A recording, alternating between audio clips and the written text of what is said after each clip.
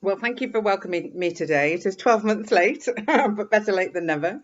My name's Amy Pryor. I'm the Technical Director at the Thames Estuary Partnership, and I'm going to be talking to you today about the River Thames, with a particular focus on fisheries and some of the work that we've done around Leigh and Southend over the years, and a little bit on the sort of wider biodiversity of the Thames.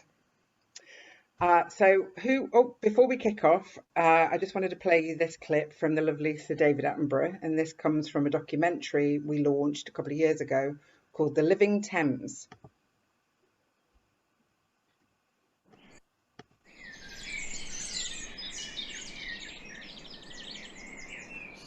The River Thames is London's greatest open space, and it teems with wildlife. From here in leafy Richmond, it flows through London, on into Kent and Essex, into the North Sea, and ultimately with the Atlantic Ocean. So it is our link with the natural world, which is so important for all of us. The volunteers and the organisations that you're about to see are working hard to preserve and improve its variety. They deserve all our support.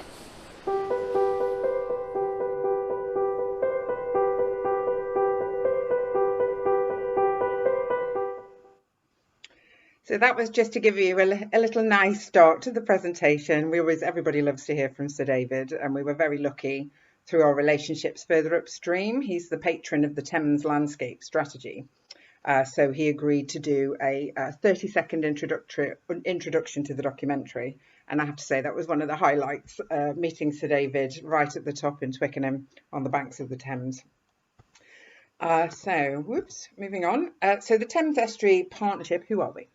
We're a tiny charity, very small. There's currently 8 members of staff, including myself, half of which are part-time, and the other half are project officers. So they work on specific projects. We were set up in 1999, back in the days when the European Union was talking about integrated coastal zone management and the need for what we call cross-sectoral engagement. And it was recognised that urban estuaries, such as the tidal Thames, really needed a sort of honest broker organisation, a neutral platform, to bring together all the different interests and regulatory bodies, community groups, anyone that's got any kind of interest in the Thames together, to ensure that the Thames could be managed as a whole system in an integrated way, to ensure that it's managed sustainably and any development is done with best practice and sustainable principles. So that's why we were set up back in 1999. And we have been hosted for all of these years by University College London, who are one of our founding members and a key part of driving the original Thames Estuary project forward. So the logos you can see there are our core founding members, and that's the Environment Agency, Thames Water, Port of London Authority, Natural England, RSPB, City of London, and the Essex County Council. Not entirely sure why Kent County Council isn't there, but anyway, it was Essex that helped set us up. And our charitable area runs from Chelsea Bridge, all the way down through central London and out to Shoebury Ness and Sheerness in Essex and Kent. So obviously there's lots of different landscapes across the Thames, going from sort of leafy, quite open floodplain type river right at the top in West London. And then at Chelsea, it becomes much more narrow and constrained as it flows through the city, and then it starts to open up again round about Tower Bridge as it starts to broaden out and turn into an estuary proper as you get down to where you guys are, down at Leigh and Southend. We're still hosted by University College London. They give us an office for free in their Bloomsbury campus near Euston. And the core members form half of our board of trustees. If I flip back to the original slide, you can see the logos across the bottom. There are more members on the board, and at the moment we have Tideway and Watermans, which is a consultancy working on flood defence and green infrastructure. So together they help us work strategically across the whole of the Thames Estuary. We're also recognised as a coastal partnership, and as such, in 2016 I was asked to chair a national network which is run voluntarily at the moment called the Coastal Partnerships Network, because we're one of 50 similar organisations around the whole of the UK. So the volunteer network was set up in order to basically share knowledge, touch base with each other. It can be quite a lonely life in a small charity focused on an entire estuarine system. They're big, complex spaces, so it can get quite lonely. A lot of these coastal partnerships are single coastal partnership officers. So not only is knowledge exchange useful to understand what kind of projects are going on where, what kind of concerns and issues are there out there for coastal communities and coastal management, coastal environment around the country, but also it offers like a support network for people to be able to feel like they're not so alone trying to work in these complex spaces. So we meet regularly and we have an annual forum. So this is an overview of the Thames system. As you probably know, the tidal Thames sits with it at the bottom of a really big river basin. And all of the rivers in the Thames Valley, including the freshwater Thames above Teddington Weir, which is where the tidal extent is, all flow into the river and ultimately out into the global ocean. And it's the Thames that built the city. It's that connection with the global ocean that facilitated global trade that built the city on the banks of the Thames. And it shaped the river itself through that human development over time, through industry, through trade, developing the economic capital. We've built gradually further and further into the floodplain and narrowed what would have been naturally a very shallow braided estuary system back in the days of yore. We also sit in a floodplain, as all rivers do, but obviously we've built across a lot of our floodplain. So we still have critical flood risk all the way along the tidal Thames banks. You can see there that blue section on the slide. That's all classed as critical tidal surge flooding. So that means when there's large storms at sea, there's actually in the seabed coming down into the Thames estuary, there's a narrow channel that gets shallower and shallower. So if you imagine a big wave coming at us, it gets bigger as the seabed gets shallower, and that can cause tidal flooding going up the river. But it's not just tidal flooding we have to worry about being at the bottom of a river basin. There's also what we call pluvial and fluvial flooding. So pluvial flooding is where there's a large amount of rainfall, and all of that rain, because of the built up nature of the region, that rain doesn't really have anywhere to go. There's not enough green spaces for it to soak into that it would have done when it was a more natural system. And so green space, not only is it a premium in London and surrounding areas, slightly different in Essex and Kent, you're much more green than we are, but that overflow of surface water rain does affect downstream. Fluvial flooding is where rivers swell with the rainfall. So you get this, almost, don't like to use the term, but a perfect storm of rainwater, river water, sewage water, inundating the tidal Thames and forcing all the fresh water into the tidal river.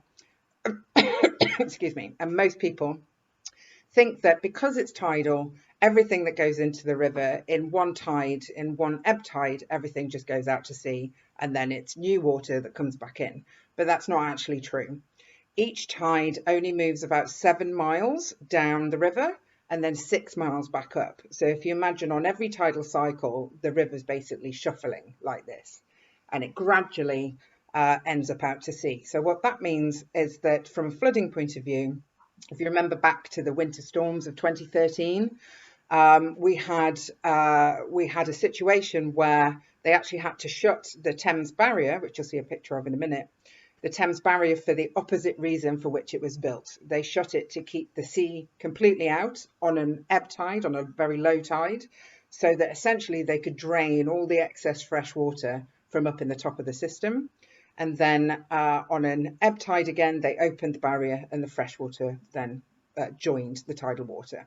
But what that meant, and not a lot of people upstream realise, is because it's one big connected system, that overloading of fresh water essentially pushed our marine environment, the brackish, salty estuarine and freshwater mix in the middle and the marine water in the end. It pushed that zone all the way down to as far as Tilbury, which was the lowest down that freshwater had ever been recorded in the history of recording things on the Thames. And obviously that has a knock-on effect for any industry that relies on the marine environment, such as fisheries. It had a really big impact for them because the fish that they're going after, a lot of them are fully marine and they can't tolerate fresh water. So that change in water chemicals, if you like, chemistry, meant that the target species for fishermen had been pushed further off onto the 6 nautical mile limit. And that year they had a particularly bad year for the fishermen around Leigh-on-Sea. So it's a complex system, and when you work with people upstream, they don't really make the connection with downstream. But obviously, you being it right at the end of the tidal estuary, there is a big effect of what's going on upstream will affect you downstream. So the flood defences are actually very complex across London.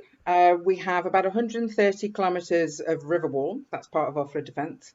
There's actually 9 flood barriers, and the Thames barrier, which you can't see. Where have I got my picture of the barrier? Oh, I must have taken it out. The Thames barrier was built in a strategic place to help on a very high tide or a low tidal surge to stop seawater from inundating the edges and further upstream in central London. And it was directly as a result of the tragic flooding that happened in 1953 around Canvey Island, where over 250 people lost their lives. So it was round about then that we really started to take flood defence a lot more seriously in the Thames estuary. And when the Thames barrier closes, there's 2 other barriers, one in the River Darrant, which is just downstream of the Thames barrier, and one in Barking Creek as well. They close as one system, so it effectively shuts off the upstream of Thames barrier completely from tidal surges. And then the river banks from there on downwards are slightly different, so they're not quite so sheer and vertical. They're kind of stepped so that there's room for the seawater to overflow onto the pass, but then the flood defence sits higher and keeps us nice and dry when it gets like that. And increasingly, new thinking has to come into flood defence because of the changing science and understanding of the climate crisis. So traditionally, we've built walls ever higher, but we've come to a point where we can't really do that. So this is a picture from Canvey Island, where you can see the top of the wall. Unfortunately, I wasn't there on a high tide to take this picture, but the high tide comes right up to the lip of the wall there. If you imagine that on the left-hand side of the picture, and then track your eyes across, you'll see that I think that's the Lobster Smack pub right there. You'll see that it's essentially underwater. The roof only just comes above the wall. And if you look back behind the Lobster Smack pub, you'll see that all of the residential spaces are actually sitting in essentially a river basin below the high water mark. So currently there's been a plan in place for about 10 years called the Thames Estuary 2100 plan, which is a 100-year blueprint to adaptively plan for sea level rise and other effects of the climate crisis. And wherever possible, we're going to try and achieve that, say we collectively, led by the Environment Agency.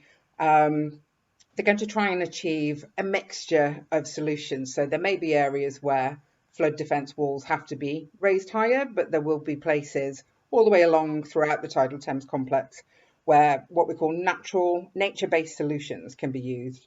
And that's basically trying to go back to nature, reconnect the floodplain, or engineer designs that can mimic what nature would do and take the water out of the landscape to safeguard our houses and our areas. But there may be difficult decisions to come along the way, and a new barrier might have to be constructed around about 2070.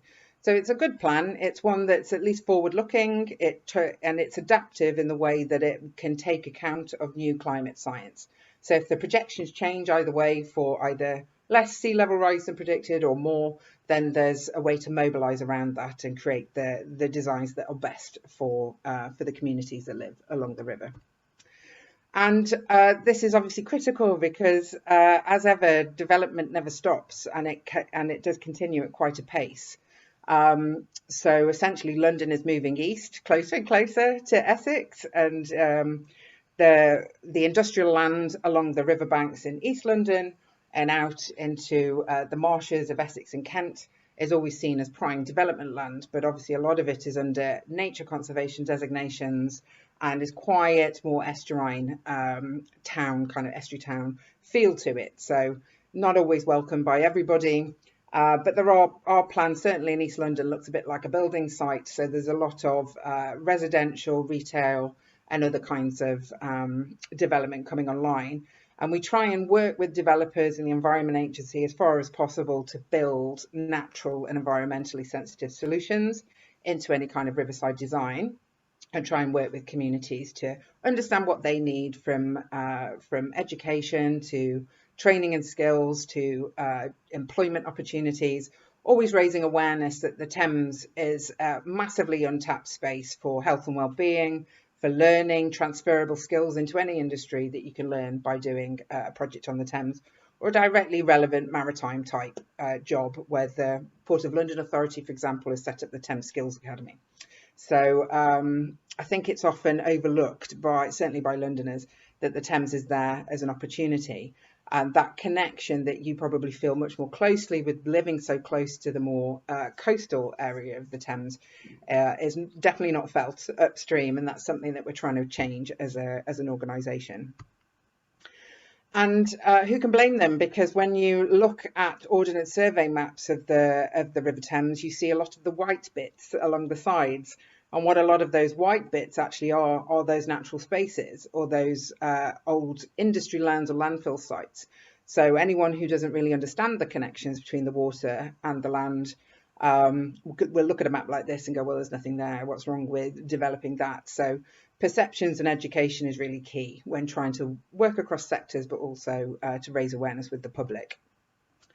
There's lots of great initiatives. I know this is a London map, but I know this kind of green infrastructure work is going on in Essex as well, to essentially create green corridors. But again, it doesn't really reach the river. There's an ambition to do so, but it's almost like, because the river is tidal, it's somebody else's problem. So as soon as a plan reaches the Thames Path, for example, that tends to be where they stop becoming innovative.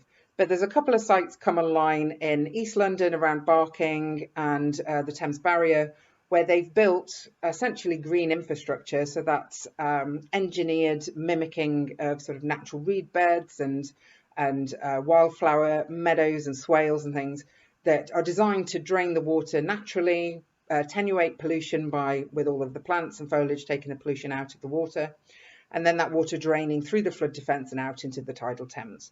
So we'd like to see more green infrastructure like that, greening up the Thames Path and really connecting well with the green corridors forming into the broader complex of the Thames Valley. So this is something that we're very keen to work with others across Essex and Kent where it's needed, but also linking up between London, Essex and Kent. So you've got these corridors for wildlife to move around in, and that includes on the river. And why do we need it in the river? Well, as I was saying before, the constrained part of the tidal Thames is devoid of habitat. There's only of estuarine habitat, so intertidal habitat in the edges. And essentially what that means is the water moves really fast, like a water log flume, if you like. And it moves at twice the speed that a baby fish trying to travel from the marine end of the Thames to the top end of the Thames as part of its life cycle can't actually swim against it because it's so strong. So you get whole years of baby fish being washed out and back down into the marine area in some years when rainfall is particularly heavy. And they've got nothing to hang on to or find refuge in when you get into that constrained area. So what we really need is to try and build back some of that estuarine habitat. So you essentially have a string of pearls or stepping stones of habitat from the amazing marshes and mudflats down in Essex and Kent, and stepping stones all the way up the tidal Thames to the floodplains of the more freshwater end of the Thames in West London. And this is what we call estuary edges. It's a big project we've had on the go now for about 3 years. And before that, right back to 2008. And there are really great examples of where they've been built. We've got 17 estuary edge sites now within the Greater London Authority area, but we're looking at how can we link these up better with managed realignment sites, marsh sites, and mudflats down in the bottom end.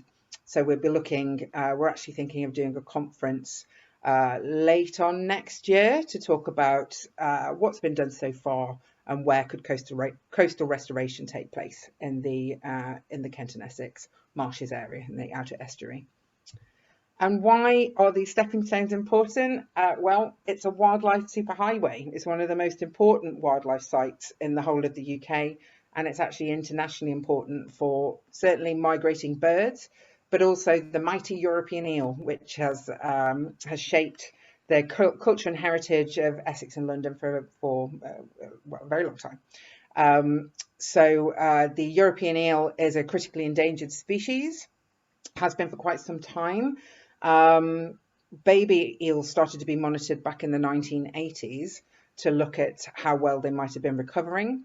And the problem with the eel population is that they don't do well in aquaculture. It's very hard to get them to breed, partly because their breeding is very complex. It's a weird mix of different currents coming together, different temperatures, and we know that they tend to breed in the Sargasso Sea.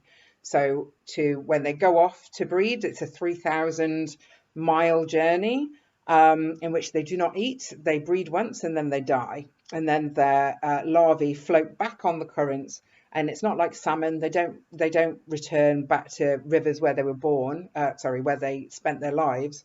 It's very much dependent on where the ocean currents take them. So some years we'll have great influxes of baby eels, and in other years we'll have hardly any, but that's because of the ocean currents and where they just end up going across the whole of the European continent. But the eel needs to be able to move up from the marine end as an elver. That's what a baby eel is called. They turn from glass eels, which are transparent, into elvers, where they turn brown. And that brown colour is to give them camouflage in the natural brown colour of an estuary. And then they might spend a couple of years basically pootling around in the tidal Thames, but what they're really looking for is indication of fresh water. And they can detect tiny amounts of fresh water through receptors in their nose, even as down into a drip or a trickle in Hampton Court Palace grounds. They can smell it down in Essex. So they'll make for that fresh water and get up into those freshwater rivers as quickly as possible. And then they'll stay for up to 20 years while they get fat and happy and prepared to go back out to sea and breed again. So it's really important for any kind of migratory species. Eels are just my favourite, which is why I talk about them a lot. Any migratory species to be able to move not only from the global ocean to freshwater upstream, but also within the tidal Thames. And an example of that is the mighty common smelt. You may or may not have heard of them. They're a tiny fish of the salmon family, so they're classed as estuarine salmon, if you like, but they're very, very small, kind of pearly coloured, and they absolutely smell like cucumber, so they're really easy to identify. And we have breeding populations in the Thames. They breed up on the gravel, up around Putney, but they like to come down to Essex to feed as adults. So they'll need to make that journey every year up and down for different parts of their lifestyle. So this is just a snapshot. There's obviously marine mammals. We have two species of seal in the river, and those seals are very curious. They go all the way up to Teddington, but obviously you'll have seen them on the mudflats down round by you. We do have breeding populations. I think it's the common seal we have breeding populations of, and then grey seals that migrate from the Wash in Norfolk. And that the fish on the very top right is the common smelt that I've just been telling you about. But it's not just marine animals or estuarine fish. We have a whole host of what we call invertebrates, shellfish, birds that rely on the system, some of them internationally important, migrating from Africa. But we also have land animals. So river corridors are extremely important for bats and bees, where they need to forage for insects and for floral forage in the case of bees. So there's lots of services that estuarine habitat can give to all of these species that either visit the river or live in the river from time at one point in their lives. So how do we work across all of these complex issues? Well, we do a lot of stakeholder engagement.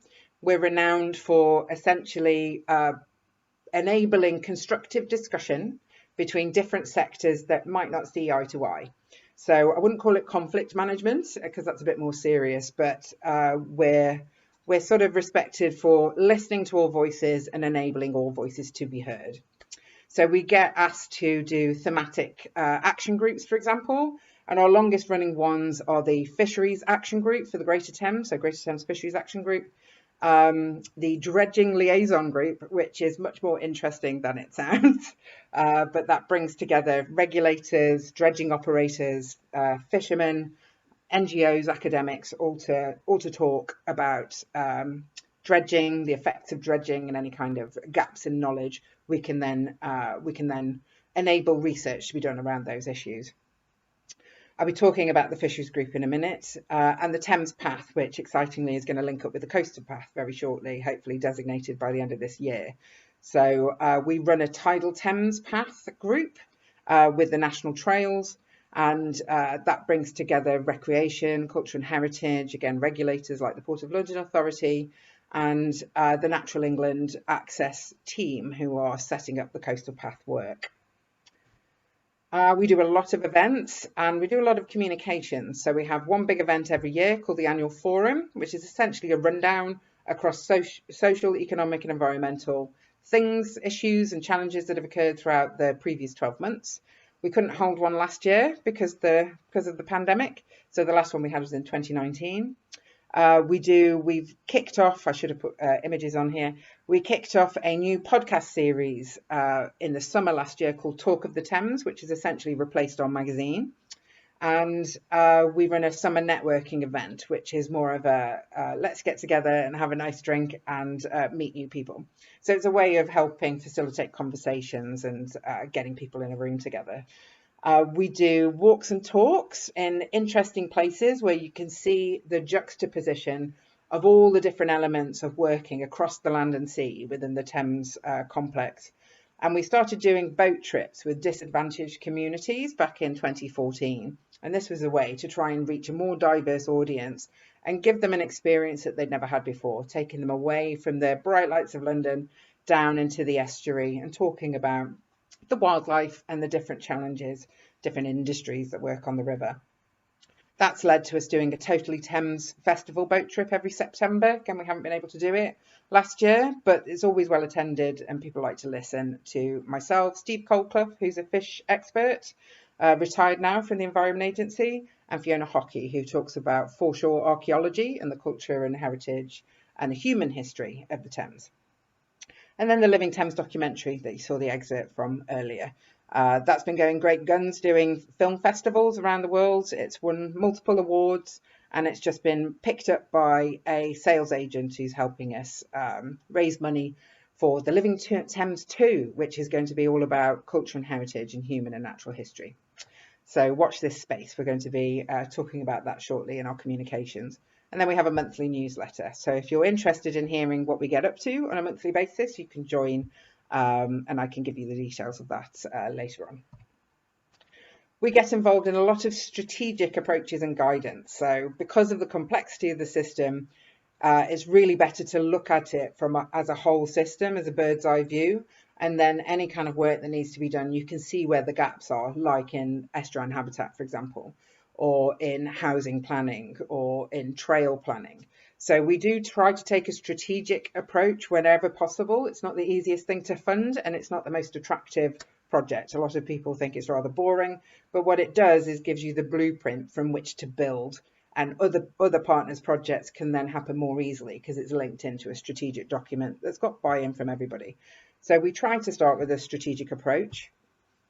We do research with UCL and with other partners to look at where are those gaps in knowledge, how can we make the estuary a better place for people and for nature, and what are the things that we need to understand about the river. Estuaries, the Thames is actually one of the most researched estuaries in the country, I think, because it's in the capital city.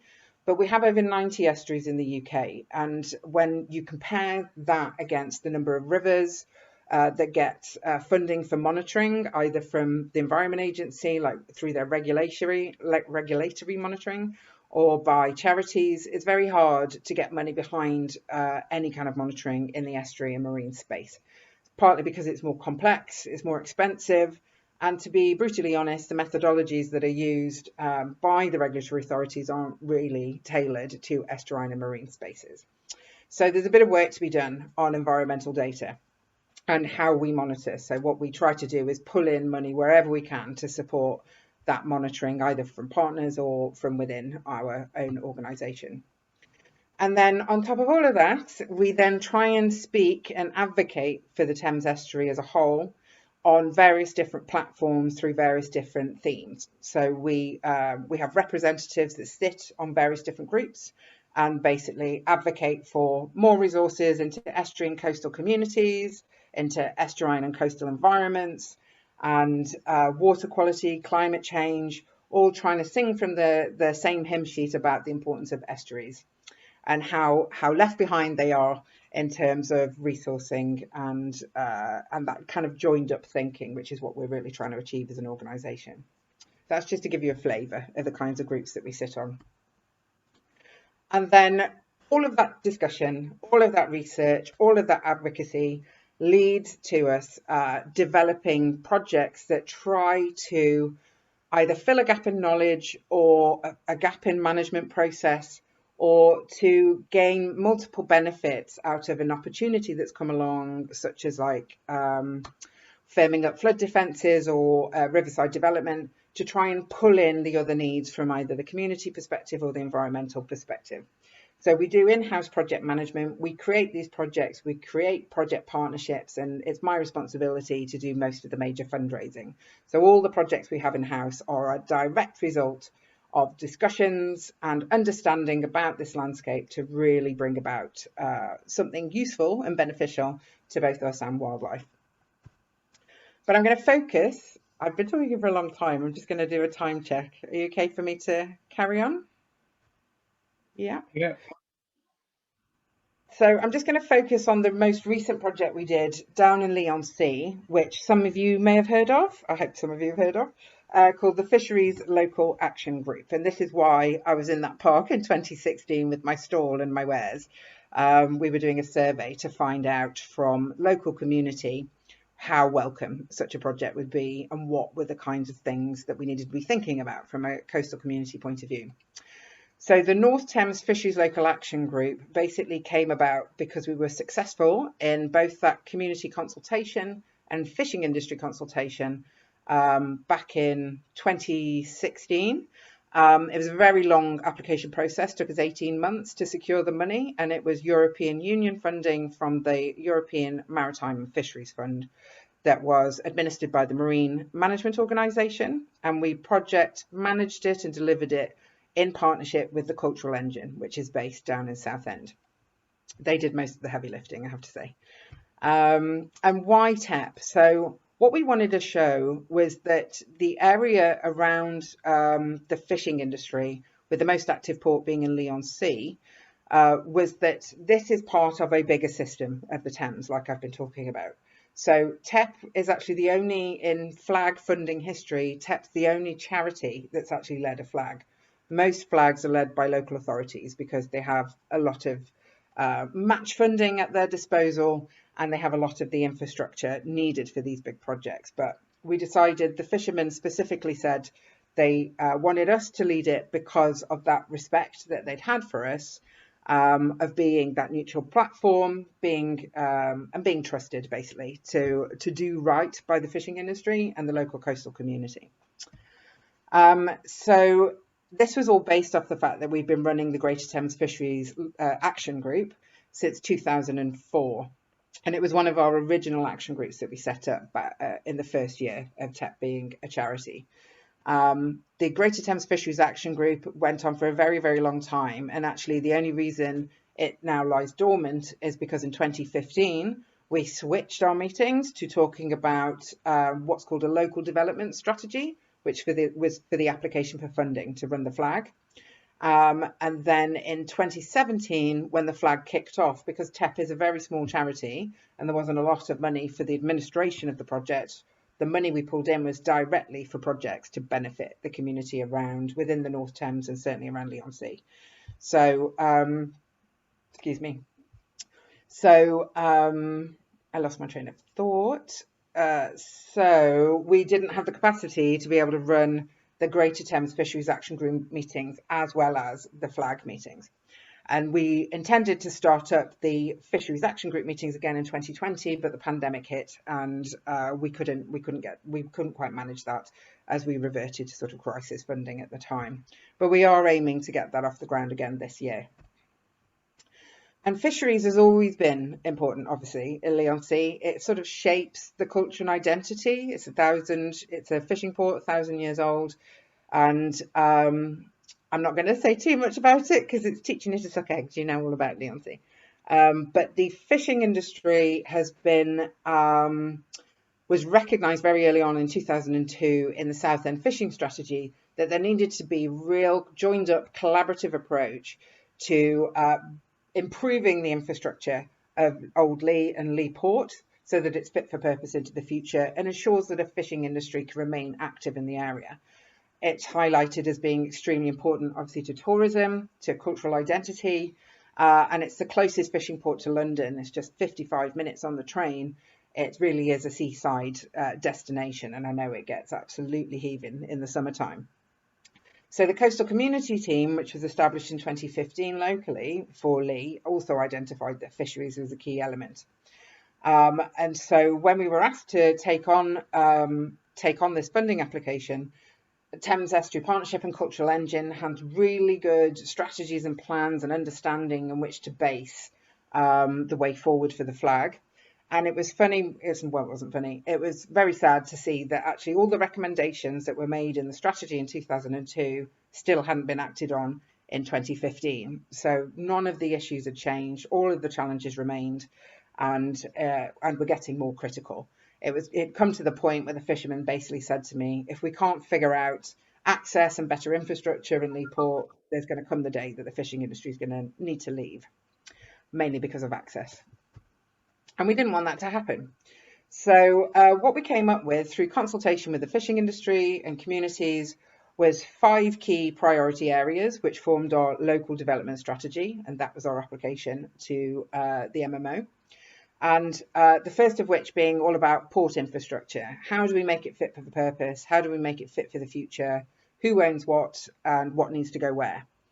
Environmental monitoring, understanding the trends that the fishermen tell us they see in different fish populations in the Thames estuary, to look at what is the science saying and does the science back it up.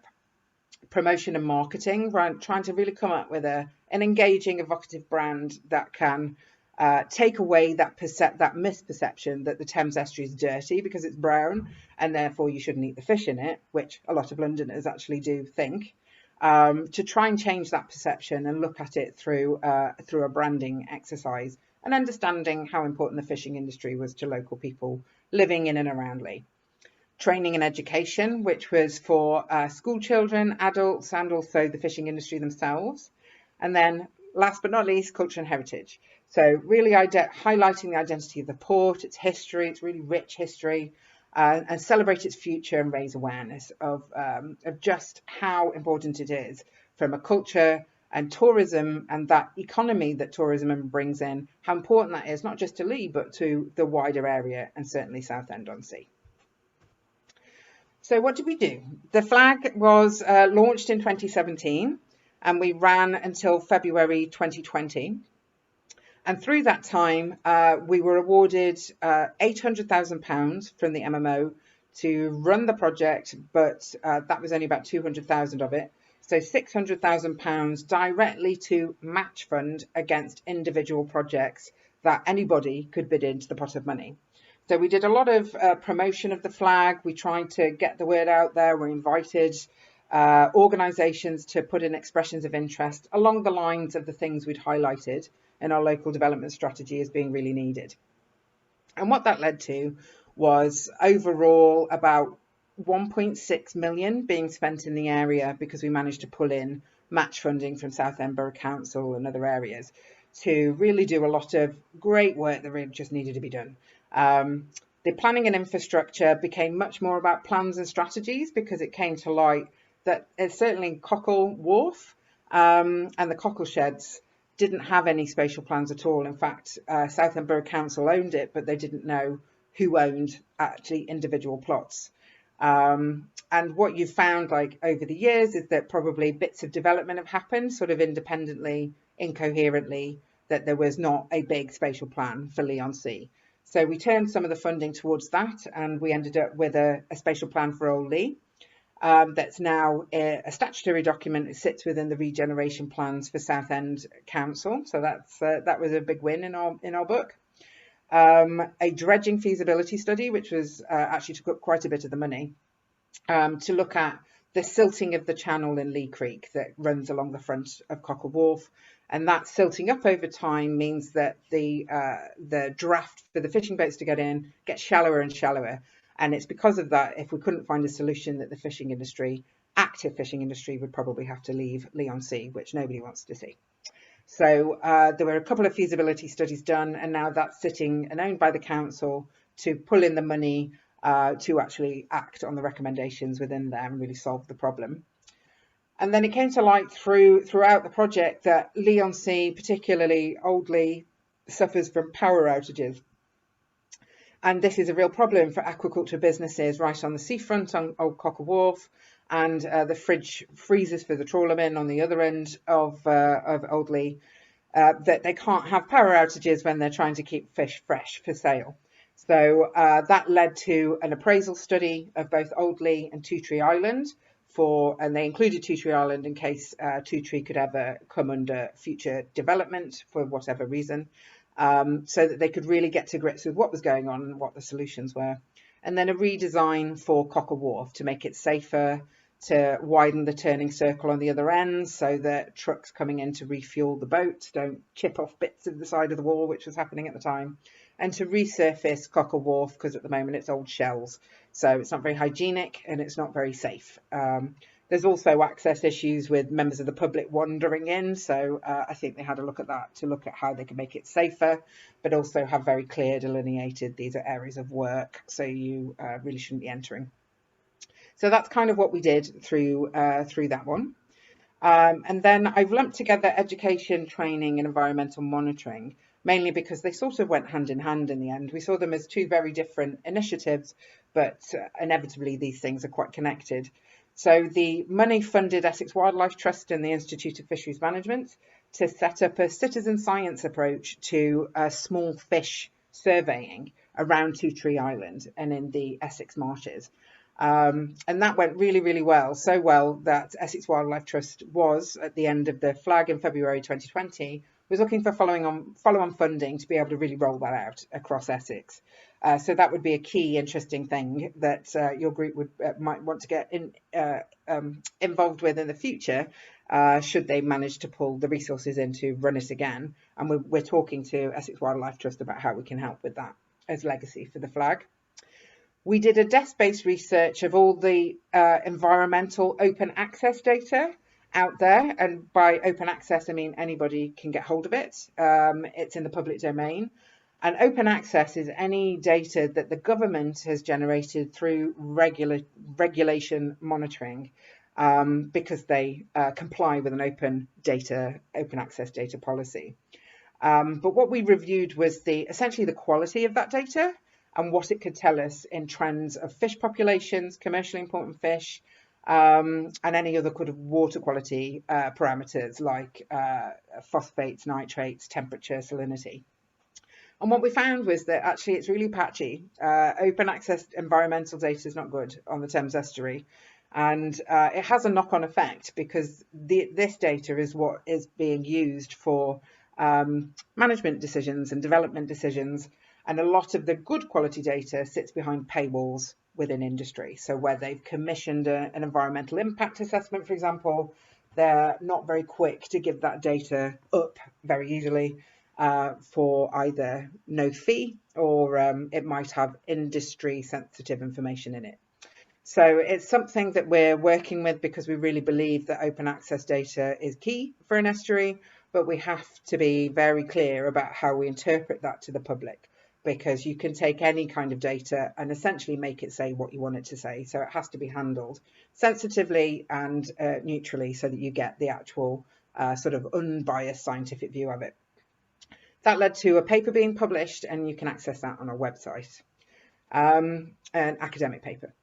And then we led a series of courses, training courses for the fishing industry. And that ranged from new entrants courses, so for under 26 years old, on anything and everything to do with fishing, health and safety, tugboat operating, and right up into sort of some of the fishermen refreshing some of their skills. And that went really well. We had 30 fishermen in the end trained up through that initiative. But another great thing is that Essex Wildlife Trust really brought to life the wildlife under the sea and did a lovely marine education programme with school children in schools and their education centres across the region. And that was all funded through the flag and really brings to life the kind of wildlife that's can't be seen in the murky Thames estuary waters.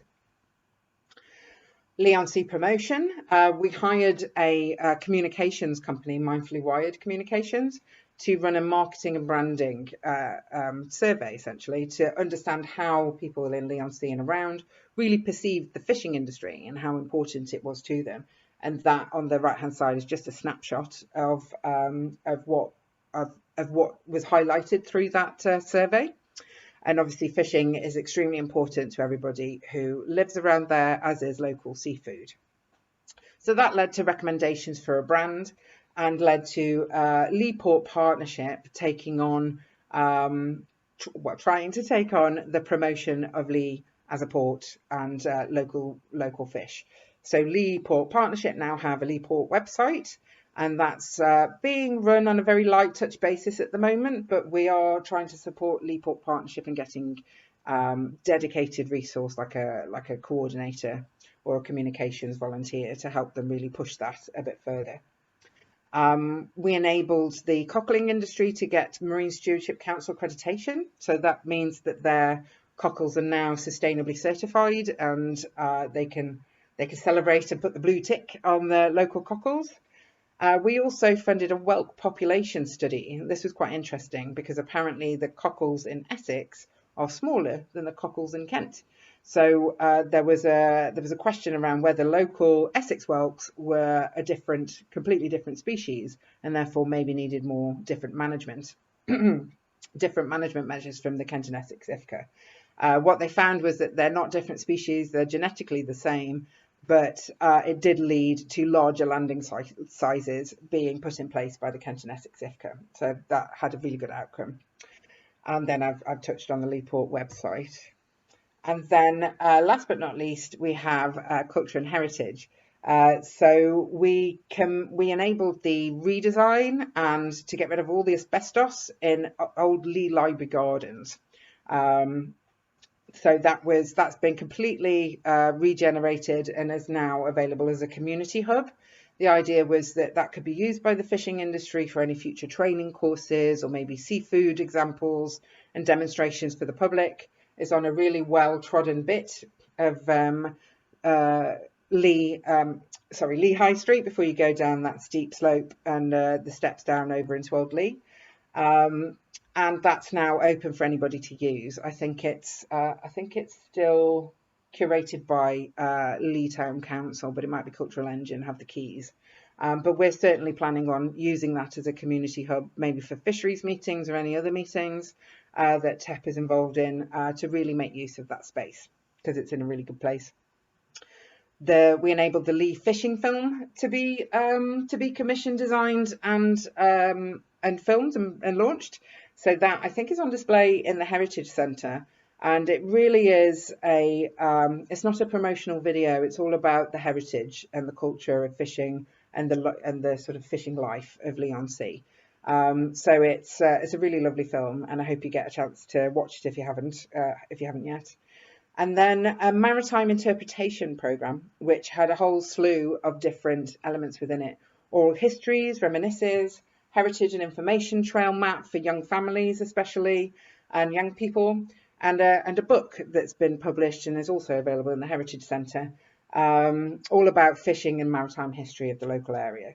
So it was a really varied programme, and we tried to do bits for as many different interests as possible, but things that would either bring to life the culture and the fishing industry locally, directly help the fishing industry, and really try to improve that infrastructure and get it firmly in the regeneration plans of Southend Borough Council so that it can attract investment and actually get it done.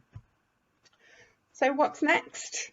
Well, we're going to relaunch the Greater Thames Fisheries Action Group. So anytime this year it'll happen. I'm not entirely sure when, but in the summer, I think, is when I'm going to try and hold one online.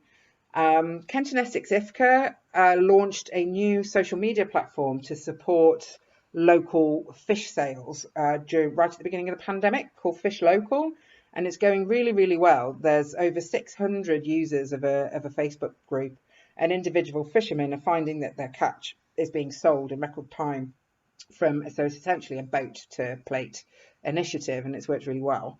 The Kent and Essex IFCA approached us to help them pull in more funding for that, to try and get a dedicated coordinator and to really pull in, it's quite Kent based at the moment, so to really try and pull in the fishing industries around the Essex coastline and up into Suffolk. So we've got several funding applications on the go, and we're hoping to get someone in place within the sort of next 6 months. So watch this space on that one. The Thames Estuary doesn't have a local nature partnership, so we've been we're talking with the Essex Wildlife Trust recently on setting that up. And that's partly because we want to look at how do we really plan across the estuary, pulling in needs from Essex and Kent to look to really recognise that estuarine system as a whole and the land around it. To really try and plan for the future in the face of the climate crisis, and tie in with things like the government's 25-year plan, for example, which is looking to try and leave the environment in a better state than we found it in 25 years' time. And part of that will be about coastal restoration planning. So we'll be looking to set up a group of key stakeholders that are either landowners like the RSPB, for example, or the Crown Estates, and local communities to talk about what does coastal restoration mean, what do people want in different areas, where are the opportunities to maybe build or help restore some of the coastal habitat. And that will have a knock-on benefit, not just for flood risk alleviation, but also as nursery areas for baby fish feeding the commercial fisheries industry. And we're working on a big national initiative called the Coastal Based Approach. And that's trying to mirror what's the great work that's been done upstream in the freshwater catchments around the Thames, called the catchment-based approach, to try and replicate that on the coast and essentially get resources from central government to really pull together across the land and water and join what we call bridge the gap in the overlap between land management and marine management, so that we can recognise that the coast is not just a narrow intertidal strip between the high and low watermark. The ocean has a much bigger impact on us further inland, as does further inland has an impact on the coast and the global ocean. So watch this space. We've been advocating and writing papers for about 18 months now, and we're hoping to get some resource. So there may be a coastal-based approach officer in the Essex region in the next 12 months, fingers crossed. So I'm going to leave it there. I've massively overrun. I'm very sorry. I hope that was all very interesting. And those are my contact details. So if you want to get in touch with me, get put on our newsletter, I'm all ears. And I'll leave it there so that you can ask some questions.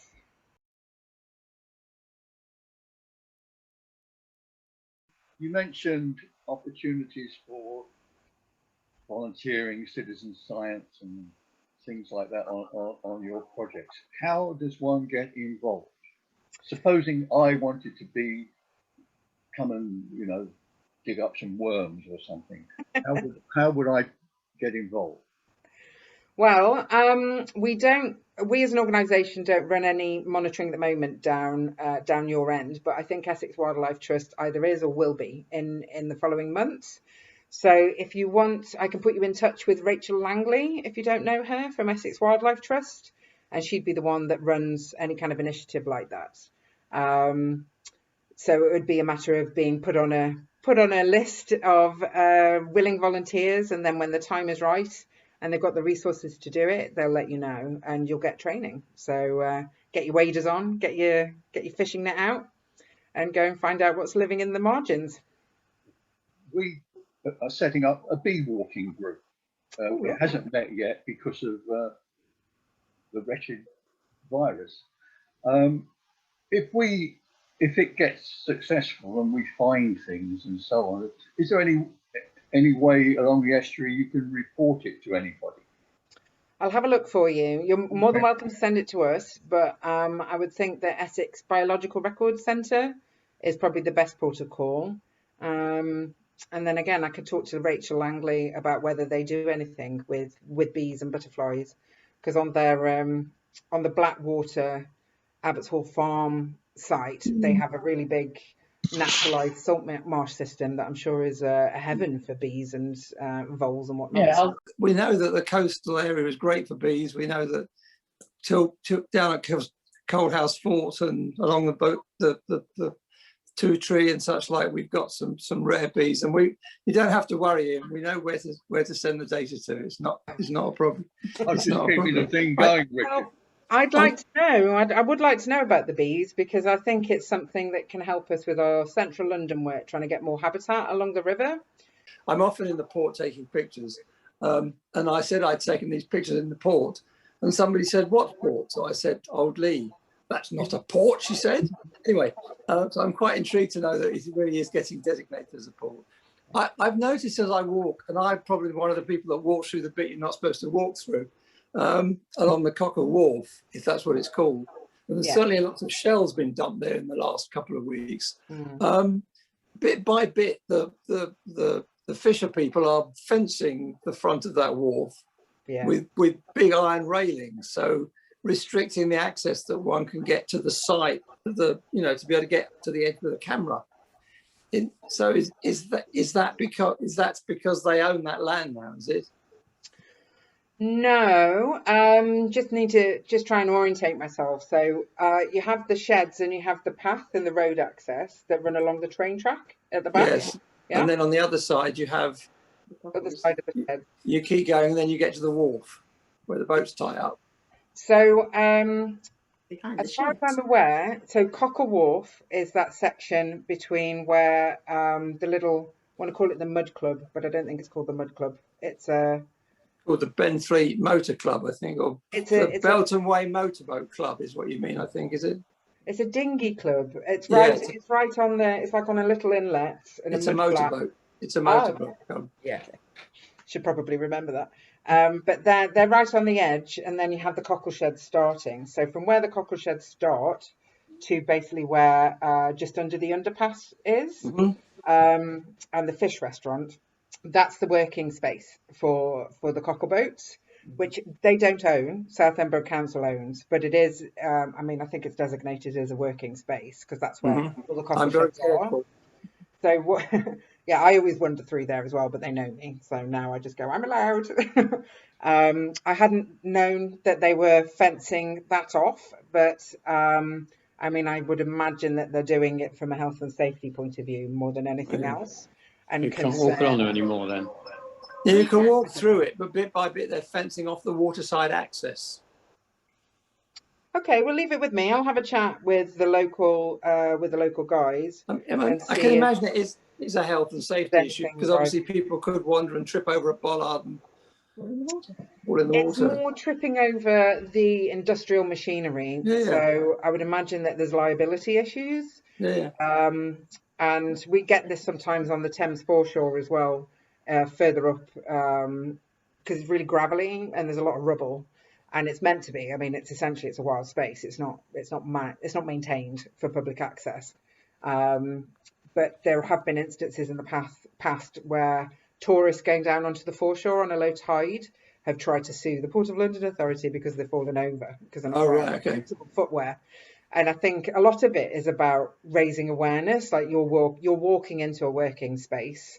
This has hazards, so watch where you stand, don't get in the way, and get back onto the designated footpath as soon as possible. But I appreciate that it's annoying because it's an interesting space. It's interesting to have a poke around in, but it is a working space. So I was down there this morning looking at the water, waiting for some sandling to appear, who never appeared, frustratingly. And the water was bubbling. Aggressively bubbling in front of me, and it bubbled for about 5 minutes. Quite large bubbles came up as the tide was coming in. It was about high tide. Have you any idea what that would be? I would imagine it's gas escaping from the mud. underneath because the mud gets Okay. agitated and suspended into the water as the tide lifts it essentially off the seabed. And there's a lot of air stuck in that, is there? There Methane, might be, yeah, I would imagine. Might just have methane hit a probably. pocket of air, and you just Okay. happen to be there to see it. I believe Jennifer Simpson wanted to ask a question. Well, it's not really a question, it's just to say to everybody that Leigh Estuary U3A members were very much involved in the oral history and reminiscences part of the project. And there were several of our members who received training in oral history with the people that did this very nice book, Yeah. which is available to buy. One shop in Lee's got it when they open again, and it's available at the Heritage Centre when they open again. And Graham Dent, one of our members, is one of the people who gave his memories of the old town. He ran our maritime group for some time, and he's full of really interesting information. And we really enjoyed doing that, and we got a lot out of it. Unfortunately, what we intended to do was to then try to use our training to interview local people about their memories of the area and send them to the Essex Record Office Sound Archive. But we've got stopped by by COVID and lockdown, but that is still something that there was myself, Bernard Hetherington and Trevor Matthews and Jackie Jackson Smith were all involved, and a few members from other U3As in the area. And we had this training, and we helped to put on a display and to get people to talk about their memories of well, it says it's Old Leigh Port through times of change. That's what it's called, and there's quite a few local people in there. Okay. Oh, that's wonderful. Thank you, Jennifer. I'd love to hear if you get off the ground with doing any more interviews. Yes, it's something. It's unfortunate the pandemic hit when it did, because we'd literally just closed down all the paperwork on the flag. We'd officially finished. You know, the animator moved on to her next job, and we were really planning on doing follow-on work. You know, we wanted to pull more into the local area and build. We felt like it was just the beginning, to be honest, that we'd done since, from the funders' point of view, it was the second round of this type of funding. And I said to the MMO at the time, it's kind of like we've done the work that a first-time flag would do, and all the other flags have had a chance to have second round funding, and we haven't. So it's I've got my fingers crossed for more money coming from government that kind of emulates that pot of money from Europe, so that we can build on what we've done and support you in doing more around that, because I'd love to do that. Anyone I'd also else? like to learn how to do all oral histories. I'd like to. Can you interview some of the eel fishermen by any chance? Sometimes the fishermen we found in Leigh were very cagey about giving interviews, but Bless them. we managed to get a really interesting interview from a lady who worked on making baskets. There used to be a basket maker at the bottom of Church Hill, and she'd worked for him in the 1930s, and she'd made all the fishing baskets and things to do with the fishing trade. So, you know, there's masses of people around here, and anyone that has that sort of experience, when we get started again, we'd love to interview them. We need to take up the skills we learned again, but unfortunately, you know, we hope to do it again. Yeah. Well, I'm happy to support you if you need any support, even if it's just shouting about what you're doing in our newsletters, or if you need a little pot of money to pull in, I can certainly look around in the coffers, the different cupboards, and see what we've got. But the women and families of the fishermen are a very hidden history, I think. And it would be lovely to hear about the female voices in the maritime industry down there. We've started a group during lockdown over the last year, working on some 6 acres of community land, which is Leigh Cliffs East, which runs down to the railway by one of the bridges which crosses across to the beach by Leigh there. Lovely. And we're developing it, well, reclaiming it from being overgrown and let go for the last 25 years. It's been a beautiful garden some 100 years ago, but we have a lot of wildlife there. So if you would like me to report to you, because we're within the distance of the railway from the cinder path, which runs along there and then onto the beach. Oh, If you'd like lovely. me to report to you on the wildlife that we've got there, and at the moment we're desperately looking for help to try and do some of the projects that we'd like to do there. We Okay. have 200 members in a Facebook group and a Mm. regular working group of between 8 and 15 people, depending on the day. We work sometimes 3 times a week down there. Wow, that's amazing. We're Um, pleased. I think, again, Essex Wildlife Trust and the Essex Biological Record Centre would definitely be able to use that data.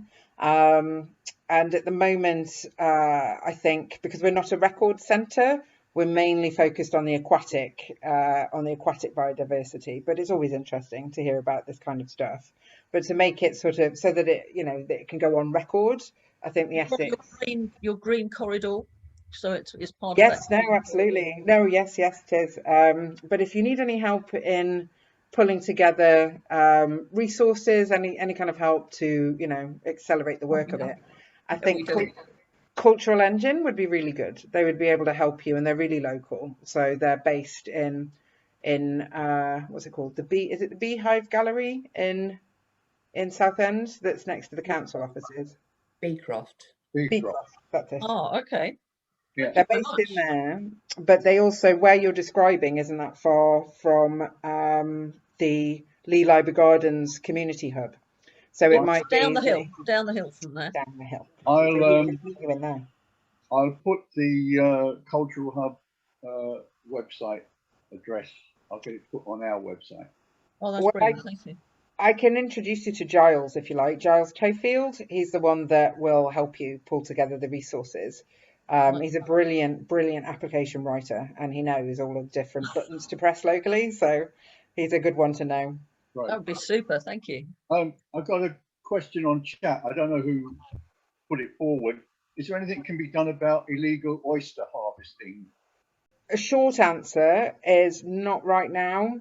I think it's a common problem for coastal communities and fishing communities all around the UK, where you have different people from different backgrounds.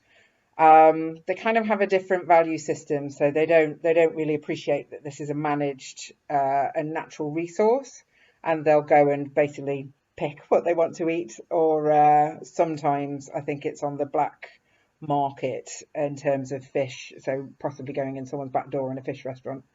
The problem is the law's not on our side, so well it is, but if someone illegally harvests a shellfish or fish, i.e. doesn't have a license to do it, they can only get caught at the point of sale, because they could argue that they're taking it for themselves. So I think you are allowed to take a certain amount of fish, or not very much so, for personal consumption for your own plate. But at the point of sale is where it becomes illegal. And it's very, very, very hard to actually be there at the point of sale to witness the crime, so to speak, and then get it reported and get it followed up. And the thing really is, just like many of the public services struggle with essentially money and resourcing and capacity. So if you think Essex has got the longest coastline in the country, and trying to police that on that scale is very hard. So there is a lot of illegal fishing that goes on all around the country, but certainly in the Essex creeks and channels. Yeah, I've talked to the IFCA about it many times. Like, can we do something? Is there an initiative? And but just basically no, there's no capacity. They do what they can, basically, but it's never going to be enough to catch everyone. I'm one of the stewards at the Heritage Centre, and I do get asked from time to time about the reason for silting up, because you probably all know that we had deep water at Leigh until about the early 1700s. And the whole coastline has always been changing. If you go over to the other side of the water, you realise that the Isle of Thanet was actually an island at one time. The Isle of Grain was an island at one time. So the silting up process has been going on for some time. And my concern is, have we actually done a hydrological survey to find out what would happen when we actually dredge the area? Is it going to fill up again in the short time, or how are we going to control it? Yeah, so that was the 2 feasibility studies that we did as part of the flag. That was exactly what it was looking at. So what's the issue? Why is it silting? And then coming up with different options to try and remedy the problem. And so where it's sitting, and that went out to public consultation as well. They ran the consultation in the Heritage Centre. So I think a recommendation, an option was chosen that was the best option for everybody. And that's now sitting with Southend Borough Council to find the investment money, because dredging is not cheap activity. And I think the bottom line is that it would need dredging at various points in time. Like there's no natural or sustainable solution to dispersing the silt better, or any kind of upstream intervention that could take place that could reduce the amount of silting happening. So the only option is to dredge it, but it'll be an ongoing thing that needs to be done to keep it deep enough for the fishing boats to be able to get in and out. So I think it's sitting with the council, basically deciding how to fund it. But I can point you all in the direction of all of the outputs from the flag, which includes the feasibility studies and things. So I'm sure we have an overview of all of that that I can dig out and send over to you. Anyone else? No. Well, thank you very much, Amy. Very interesting talk. Well, very welcome. We may get you back again one day. Who knows? I would love to. I would love to. I'd like to do the vice versa. It would be nice to have a podcast or something with you guys to maybe stretch, was it Jennifer's oral history interview techniques? We could do a little podcast of the U3A from the Leigh Estuary for everyone across the Thames to listen to. Would you be up for that? We'll communicate about that, Amy. Great. Thank you. Okay, no problem. Thank you very much for having me. I'm glad you enjoyed it, and happily come back anytime.